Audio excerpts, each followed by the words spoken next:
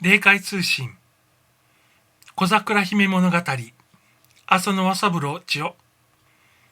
42天狗会探検。あまり面会談ばかり続いたようでございますから、今度は少し模様を変えて、その頃修行のために私がこちらで探検に参りました珍しいところのお話をすることにいたしましょう。こちらの世界には現世とは全く違ったそれは変わったものが住んでいるところがあるのでございます。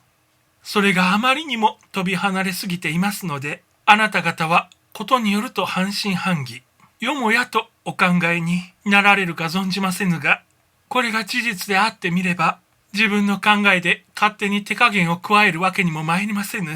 あなた方がそれを受け入れるか入れないかは全く別として、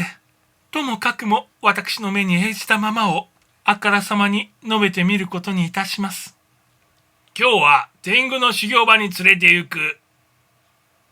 ある日、例の指導役のおじいさんが私にそう言われます。私には天狗などというものを別に見たいという考えもないのでございましたが、それが修行のためとあればお断りするのもどうかと思い、浮かぬ気分で黙っておじいさんの後について山の修行場を出かけました。いつもとは異なり、その日は修行場の裏山から奥へとどこまでも険楚な山道を分け入りました。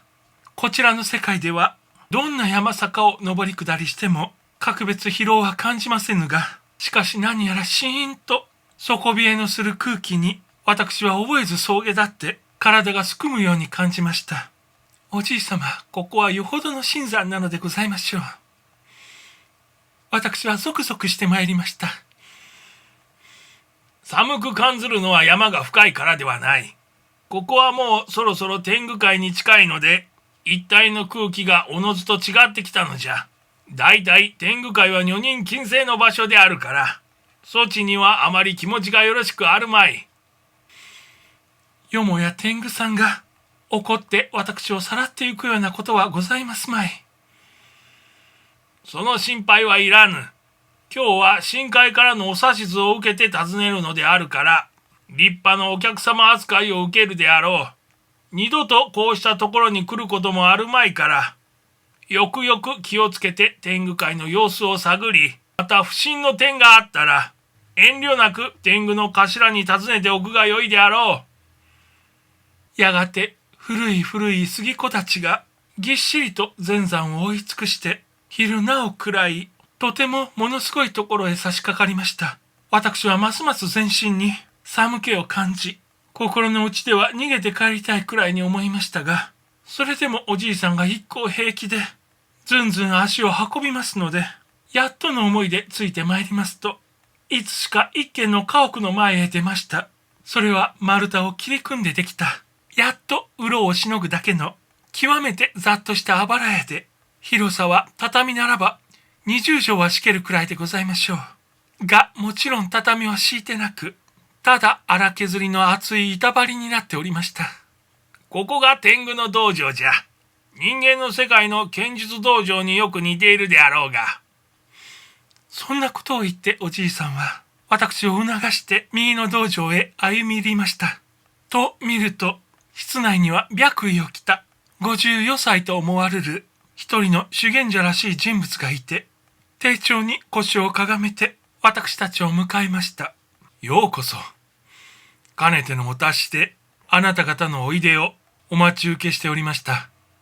私は直ちにこれが天狗さんの頭であるなと悟りましたが、かねて想像していたのとは違って、格別鼻が高いわけでもなく、ただ体格が普通人より少し大きく、また目の色が人を射るように黒いくらいの相違で、そしてその総髪にした頭の上には例の頭巾がちょこんと乗っておりました。女人禁制の土地柄、格別のおもてなしとてでき申さぬ。ただいささか人間離れのした一風変わっているところがこの世界のごちそうで、案外にさばけた挨拶をして笑顔を見せてくれましたので、私も大変に心が落ち着き、